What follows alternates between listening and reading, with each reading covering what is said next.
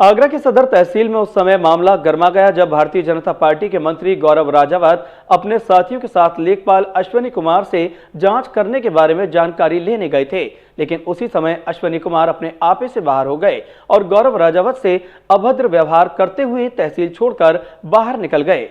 इन सब बातों को देखते हुए गौरव राजावत और उनके साथी तहसील परिसर में तहसीलदार के सामने धरने पर बैठ गए। गुरुवार को मौसम सर्द था, लेकिन सदर तहसील में माहौल गरमाया हुआ था।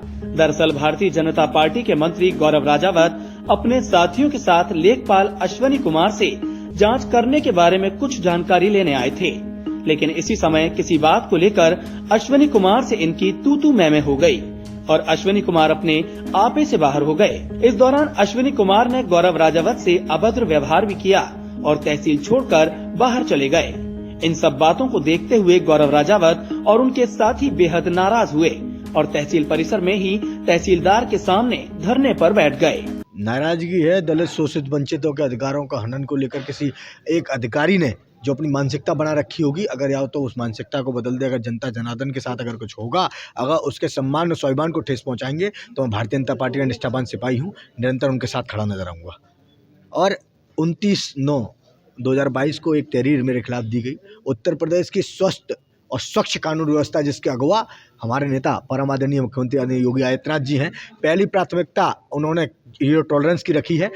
मेरे खिलाफ एक प्रार्थना पत्र दिया और प्रार्थना पत्र में तुरंत कार्रवाई करके मेरा नाम मुकदमा लिखा गया और प्रार्थना पत्र के बाद मुकदमा लिखने के बाद उसमें दर्शाया गया कि मैं वक्फ की ज़मीन पे कब्जा कर रहा हूँ, अनैतिक कामों में हूँ। और उसके बाद जो हरीश कुमार नैनवानी जी हैं जो मेरे घर आए, इन्होंने कहा हमारी मदद करिए आप लोग यार। तो वहाँ 34 किराएदारों में से जो थे, जो वो लोगों ने सरेंडर अपने मकान मालिक के पक्ष में दे दी कोर्ट में, लेकिन जो 14 लोग हैं जो अवैध रूप से वहाँ रह रहे हैं और जो जाति का नाम नहीं ले रहे, उन्होंने मुझे घेरा और झूठे अनर्गल आरोप लगाकर ये सब चीज़ें कराई गई। एक नगर निगम ने जांच की, उसमें भी ये कह दिया गया कि हिंदू समाज के उत्तराधिकारियों निजी संपत्ति है। वक्फ ने कह दिया, जो वक्फ का पेपर है आप देखिए आपके सामने है, इसमें कह दिया गया कि उनकी निजी संपत्ति है, जो वक्फ की संपत्ति नहीं है। तीसरी एक जांच तहसील में थी, तहसील की जांच पूरी ना करते हुए लेखपाल अश्विनी कुमार ने आज अव्वल दर्जे की अभद्रता की और उन्होंने ये कह दिया कि आप पे जो करा जाए कर लो, मुझे बिना सुविधा शुल्क काम करना नहीं आता, नहीं मैं करूँगा। और तहसील से तहसीलदार के सामने अभद्रता करते हुए भाग गए। नहीं, धरना नहीं है।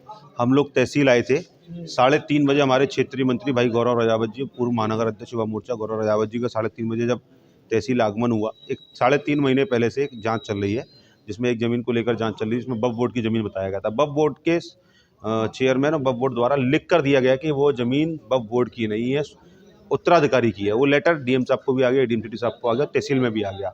एडीएम सिटी साहब द्वारा 2 बार रिमाइंडर दिया गया कि जांच को पूरा किया जाए। यहाँ नायब तहसीलदार भी मौके पर जाते हैं, जांच करते हैं, लेकिन यहाँ एक अश्विनी लेखपाल है इस तहसील के अंदर, कहते हैं एक मछली तालाब को गंदा करती है और तहसील के माहौल को गंदा कर रही है, क्योंकि ये उत्तर प्रदेश योगी जी की सरकार है और उत्तम प्रदेश बन रहा है उनके अगुवाई में।